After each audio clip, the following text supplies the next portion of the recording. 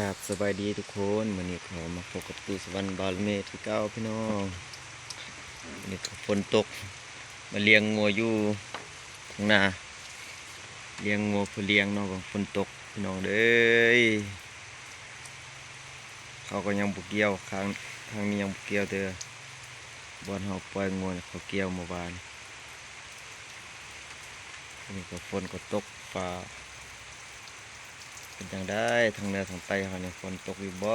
มื้อนี้ฝนมานี่ก็คือตกเหาะเหมาะกับบรรยากาศนอน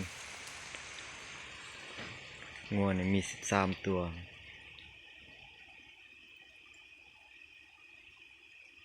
ก็มานั่งเบิ่งงัวในยานงัวเขาไปกินข้าวมัดตัวใหญ่นี่4 ตัว 5 ตัวแล้วก็ตัวน้อยๆเขาปล่อยถ้าเบิ่งถ้าเขาไปอยากกินข้าวก็ไปไล่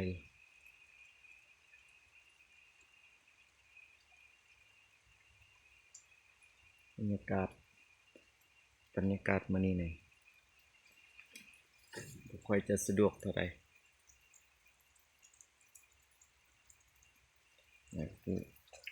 แรงงัวเนาะคอกงัวเพื่อเลี้ยงเอาเฟืองให้เขากินเมื่อกี้นี่แรกเข้ามาก็กดไลค์กดแชร์กด Subscribe กดติดตามให้ตู้สวรรค์เด้อบาละเม็ดก่อนละเม็ดติดตามเนอ FC งูตัวเมียกดติดตามเด้อ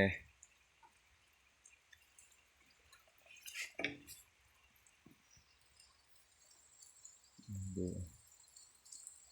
ซิมก็ฮอลไปบูตื้อ